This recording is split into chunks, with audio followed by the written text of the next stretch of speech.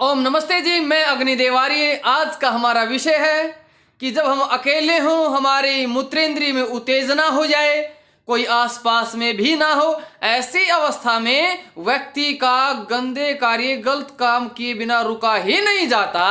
क्या ऐसी अवस्था के लिए कोई उपाय है, कोई मार्ग है कि जो हमें बचा दे और हमारा ब्रह्मचर्य अखंड ब्रह्मचर्य चल सके और हम छाती ठोक कर लोगों के सामने कह सके कि हाँ, मैं हूं ब्रह्मचारी, मैं हूं ब्रह्मचारिणी। तो आइए आज आपको ऐसा उपाय सिखाते हैं। यहां पर दो तरह के लोग होते हैं। एक होते आस्तिक लोग, जैसे हम भी आस्तिक हैं। एक होते हैं नास्तिक लोग, बहुत से लोग नास्तिक भी हैं। तो मैं दोनों के लिए यहां रखूंगा। सबसे पहले रखते हैं हम आस्तिकों के लिए। वो भाई विशेष लोग होते हैं आस्तिक लोग। यदि आपके मन में कभी बुरे विचार आ जाएं और आप अकेले हो और आपके मूत्रेंद्रिय में भी उत्तेजना हो जाए और उत्तेजना के बाद फिर आदमी क्या करने के लिए दौड़ता आपको पता ही है। ऐसी अवस्था में क्या करना है? ऐसी अवस्था में मेरी एक बात मानो, एक बार कमर गर्दन सीधी करके बैठ जाओ। कमर गर्दन सीधी करके बैठ गए और फिर लंबा श्वास लेकर के ओम का उच्चारण करो 3 बार।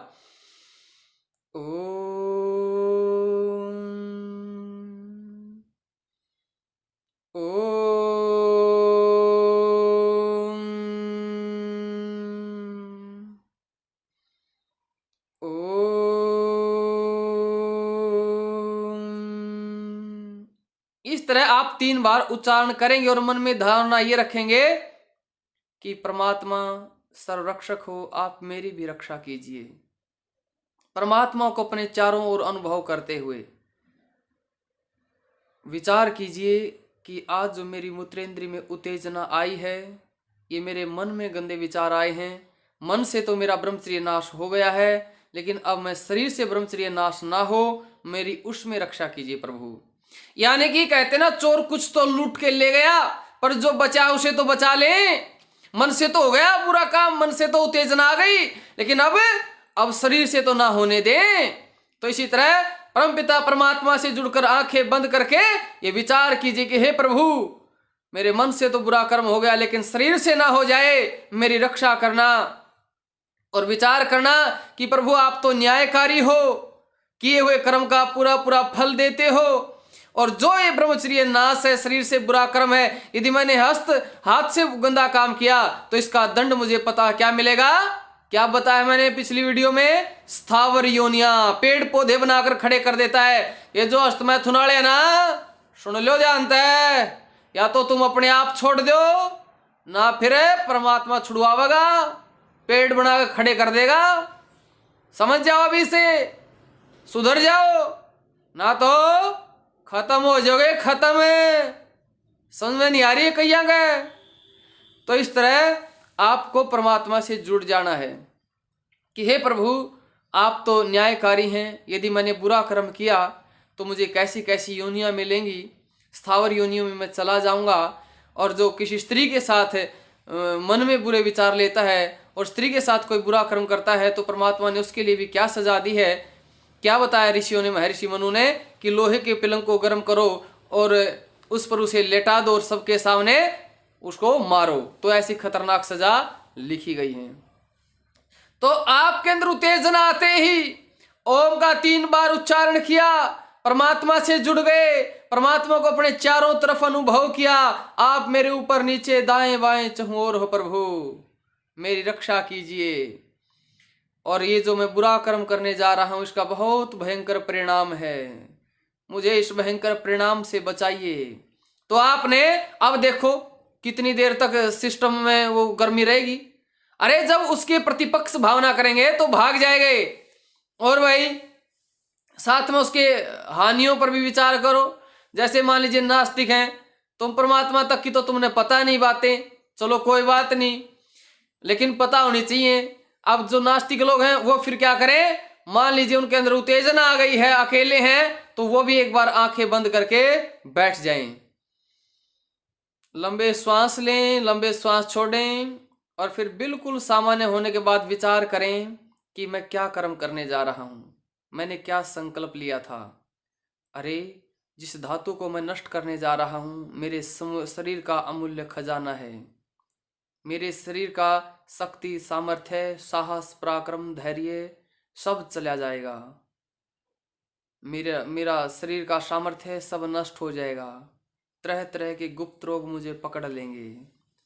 मैं बिल्कुल निस्तेज हो जाऊंगा, बुद्धिहीन हो जाऊंगा, मैं डिप्रेशन में चला जाऊंगा।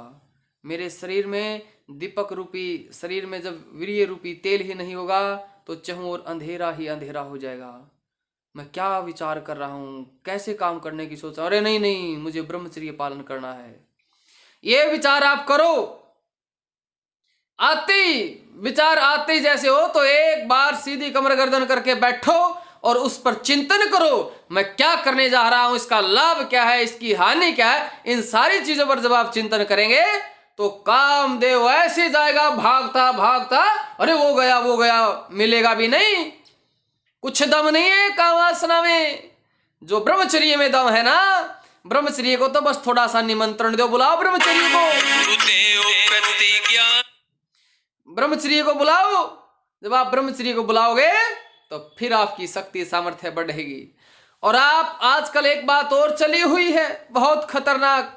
बोले जी जब है ना मूत्रेंद्रिय उत्तेजित हो जाए और है ना उसका जो वीर्य का वेग है उसको मत रोको जी। अब नौजवान ने सोचा अच्छा ये तो हो ही गई, चलो अब रोक के क्या करूंगा, कम से कम मजा तो ले लूं। आनी तो वैसे भी होनी है, हानि वैसे भी होनी है ना। रोक दिया तो तब हानि होगी वीर्य का वेग रोकने से, और यदि मैंने हस्तमैथुन कर लिया तो फिर हानि होगी। कम से कम हानि होने में मजा तो ले लूं। लेकिन अगली वीडियो में बताने जा रहा हूं कि ये वेग क्या होता है, इसको रोकना होता कि नहीं रोकना होता। आज नौजवान वेग का जिक्र कर करके अपने दिन प्रतिदिन अपने ब्रह्मचर्य का नाश कर रहे हैं, अपने जीवन का नाश कर रहे हैं। तरह तरह की आज विचार इनको सुनने को मिल रहे हैं। बेचारे समझ ही नहीं पा रहे हैं क्या करूं और क्या ना करूं।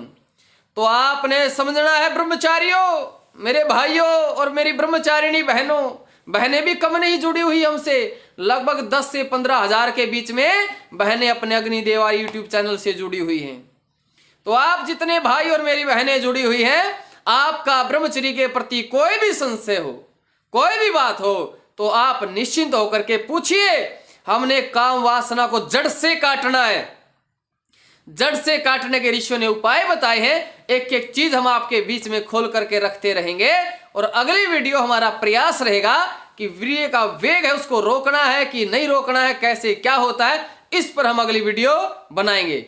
वैसे जो वीडियो देख रहे हैं आप में से कैसे इतने हैं जिनके पिताजी ने या जिनकी माताजी ने या जिनके दादाजी ने या दादी जी ने, ताऊ जी ने या ताई जी ने आपको ये चैनल बताया कि अग्निदेव यूट्यूब चैनल देखा करो।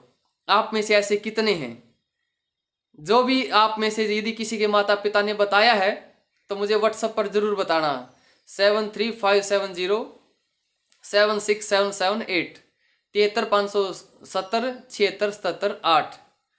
तो ये मेरा व्हाट्सएप है। और मैं तो भाई यदि किसी ने बताया ऐसे ऐसे माता पिता या ऐसे बुजुर्ग हैं जिस घर में, तो ब्रह्मचर्य का अलग ही माहौल मिलेगा उनके वहाँ। तो बहुत धन्यवाद है सभी को। नमस्ते जी।